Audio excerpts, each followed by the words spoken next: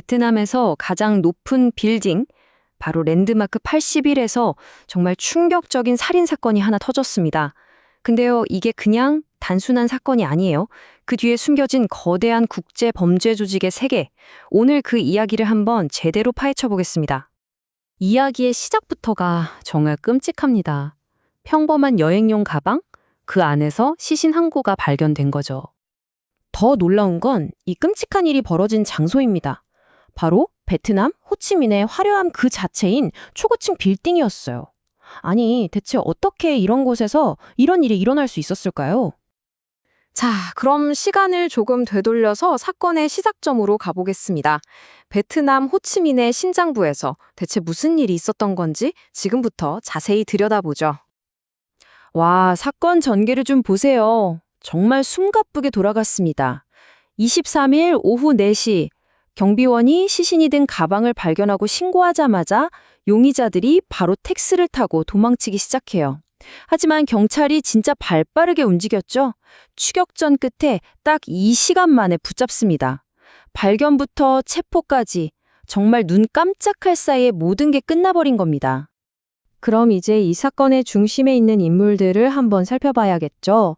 사망한 피해자, 그리고 그를 살해한 혐의로 붙잡힌 두 남자에 대한 이야기입니다.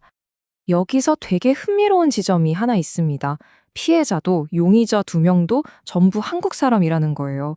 이게 이 사건을 더 복잡하게 만드는 부분이죠. 31살의 피해자와 20대 중반의 용의자들. 이들 사이에는 대체 무슨 일이 있었던 걸까요?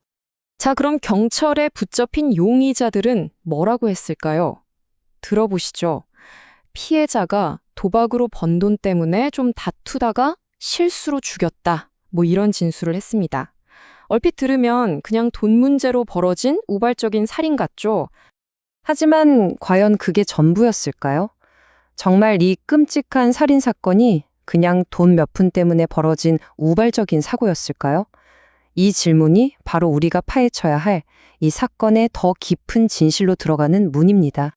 자, 이제부터 이 사건의 진짜 이야기가 시작됩니다. 알고 보니 피해자는 단순한 다툼의 희생자가 아니었습니다. 그는 우리가 상상도 못했던 훨씬 거대한 범죄 조직, 그 조직의 일원이었던 거죠. 그 조직의 이름이 바로 마동석 팀입니다.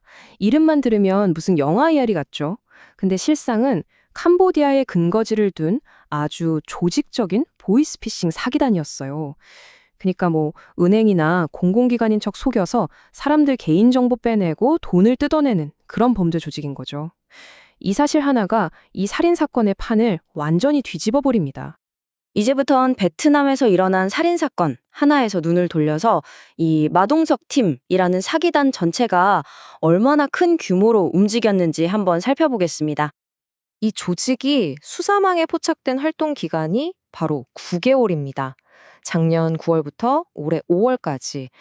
짧다면 짧은 시간이지만 이 기간 동안 이들의 범죄는 정말 쉴 새 없이 이어졌습니다. 그리고 그 9개월 동안 이들에게 사기를 당한 걸로 확인된 피해자만 11명입니다.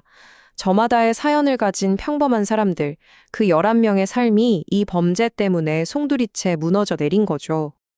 그리고 이 금액을 보세요. 이들이 그 11명의 피해자에게서 뜯어낸 돈이 무려 5억 원입니다.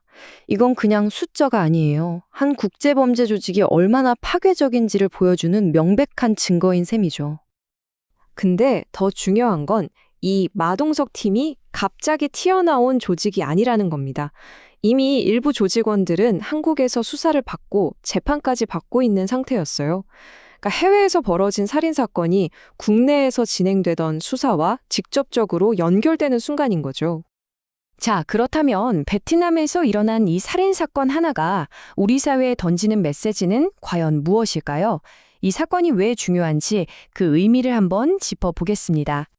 결국 이 이야기는 그냥 충격적인 뉴스 기사 하나로 끝날 게 아닙니다. 먼저 해외에 있는 우리 국민들의 안전이 얼마나 위험에 노출될 수 있는지를 보여주는 경고등이고요. 또 이제 범죄는 국경을 너무나 쉽게 넘나든다는 걸 똑똑히 보여주죠.